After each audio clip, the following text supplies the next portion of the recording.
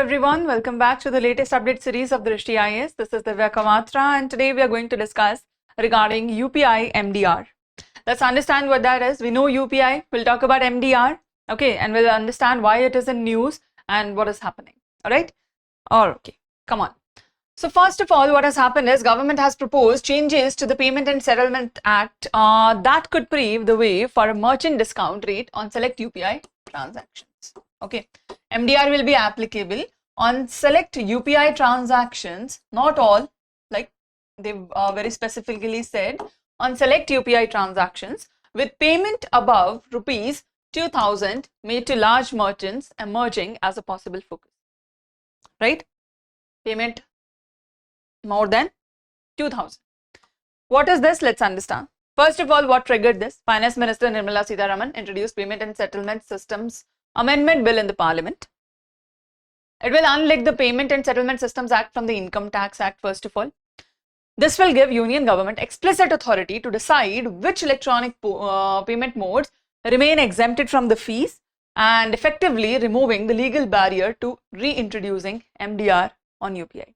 They want to introduce MDR on UPI and there is a legal barrier that is happening here. Why? Because at present, the Payment and Settlement Act is linked with the Income Tax Act. By that, government cannot explicitly exercise the authority of deciding what to do with this. They want the explicit authority to actually put fees on such transactions via MDR on UPI. But they're not able to do that because of this construction. That's why a bill has been proposed forward, an amendment bill has come forward. But for that, let's understand what this MDR is and why they want to introduce it. All right. First of all, what is MDR? MDR is Merchant Discount Rate. What is MDR? MDR is Merchant Discount Rate. What does that mean? It is a fee. First of all, what is it? It is a fee that is paid by merchants to banks and payment service providers like Google Pay, Phone Pay, Paytm, any of the provider that they are using, okay, to process the digital payment. Merchants, like we do UPI, right? And in that UPI, do we pay anything? No. But they're saying that now to do UPI, what we'll have to do? We'll have to pay a fees, right? Why? Because merchants are getting a lot of transactions and to run that lot of transaction, we need certain infrastructure. So current status is UPI MDR was set to 0 in January 2020 so that we can encourage digital adaptation. Now that digital adaptation has happened, we need the shift. Why? Because UPI has scaled massively. 23.7 billion transactions worth 29.9 lakh crore in a single month. That is the level of transaction that is happening. That is quite a lot. And to run that quite a lot transaction, payment service providers and banks have to face enormous server, technology, cyber security, all the cost that is the real-time infrastructure without any direct revenue from the transaction itself. They've not been allowed to have any direct value from the transaction itself, and if they don't have that, then how are they supposed to run? Clear? That's why now they need us to pay something, merchants especially, to pay something at least so that can aid and advise the UPI servers as well. All right. Do you understand that? What is MDR and why we need it? Is that clear? Yes? Okay. The next thing that we need to understand is the proposed framework, like how are they proposing to make this happen? First of all, the threshold is at any payment above rupees 2000 to any large merchant. Not everybody, just the large merchants, example, who has an annual turnover of more than 1.5 crores. That will be considered a large merchant who has an annual turnover of more than 1.5 crore. That is the person where they will get charged. Why 2000? Transaction over 2000 represent only 4% of total UPI transaction volume, but account for 67 to 70% of the total payment value. You see, only 4% of the total transactions are actually more than 2000 rupees. But in terms of monetary value, they account for 67 to 70%. That means they can give a good return by not imposing a lot of money on a lot of people. Clear? What will be the possible fee rates, like how much of the fee? Various industry estimates range between 0.25% to 0.5%, that is 30 to 50 BPS for qualifying transactions, and final rates are yet to be notified, so we don't have that, but yes, this is an expectation that might be happening. The amount is 2,000. On whom? Large merchants. Please remember that this is not for small street vendors or anybody. Large merchant. Let's say you go and you buy vegetables of 2,100 rupees. Does that mean that vegetable vendor would have to pay a fees? Or would we have to pay a fees for that? No, because their turnover might not be more than 1.5 crore. And if it is more than 1.5 crore, then they are not poor. Then obviously, they should not worry about it, right? Yeah. So that is what is going to happen. How will it impact the stakeholders? For everyday users, everyday routine transactions under 2,000, such as buying groceries, paying for cab rides, person-to-person money transfer, will still be 100% free. For merchants, small merchants, neighborhood vendors, they will not face charges. Large merchants accepting high-value digital payments will bear the MDR, though some may absorb the cost or adjust the pricing also, right? So that will be anyway beneficial. They will adjust the pricing. Let's say something is of 2,500, they will give us under 2,000, that they don't have to pay MDR.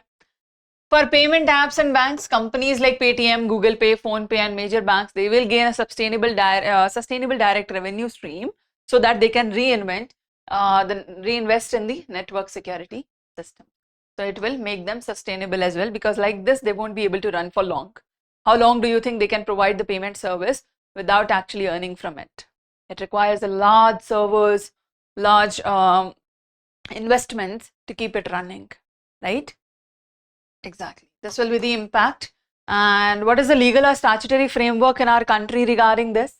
Payment and Settlement System, PSS Act 2007, primary legislation regulating payment systems in India, that is overseen by RBI. Then we have Section 10A of PSS Act. This was added by Finance Act 2019. This mandatory section said that no bank system or provider shall levy any charge on payments made using specific electronic modes like UPI or RuPay. This specifically said nothing should be charged. This amendment seeks to unlink or repeal this mandatory zero MDR mandate to give Union government direct control over exemptions. Then we have NPCI also, National Payments Corporation of India, umbrella organization. This is an umbrella organization for operating retail payments, established in 2008 as an initiative of the RBI, Indian Banks Association, under the provisions of PSS Act 2007, operating as not-for-profit company. What is it? A not-for-profit company. What is NPCI? Not-for-profit company, umbrella organization to actually oversee all the transactions. Okay, these are the statutory and legal frameworks that India currently has regarding the payment system of India. Clear? That's right. That's right. That is what UPI MDR is. They're proposing that we put a fee on that, but only for large merchants, not for everybody. Please remember that. Spread awareness regarding that, because people are generally discussing UPI will also be chargeable now. They will take money for UPI payment also. It is not happening. There is a very key detail that people are missing, and everybody, I just heard yesterday, a few vendors were talking about this, and they were talking regarding this, saying that गरीबों का हाल बेहाल कर दिया है, UPI payment पर भी पैसा देना पड़ेगा.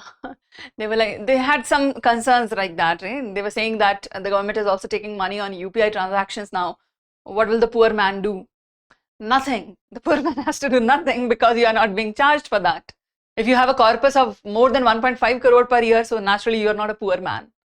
So it is not affecting you anyway, but there are misleading facts that are going around in the social media, because of which a lot of confusion has happened, a lot of, wrong information has spread, misinformation has been spreading around.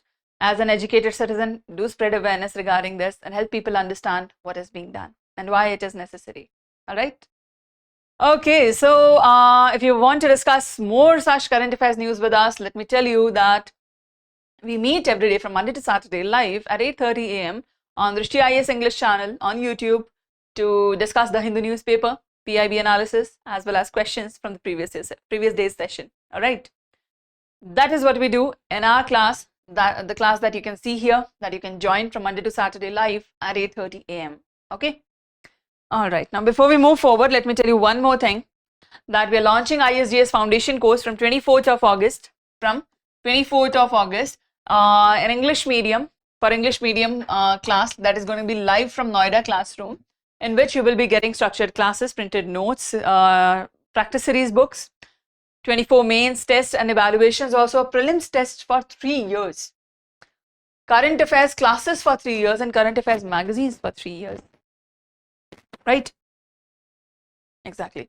Wonderful option for you, ISGS Foundation course, because generally people starting in their college times or starting early or who need to take another attempt, they generally don't want to do the entire course again. They generally choose just for current affairs update and test series update. So we've created a package for you like that, current affairs and test series will continue for 3 years even when your course ends. Right? That is a beautiful feature that we've added already in the foundation course, so you don't have to go and separately buy it the next year. Okay? Yeah, that is a beautiful benefit out of this. Don't miss it out. From 24th August, the batches are starting, and you can join that from the Drishti IAS learning app or website, or give us a call on 87501-87501. All right? Okay, so based on the UPI MDR, we have a question for you. Read the question, give us your answer in the comment section.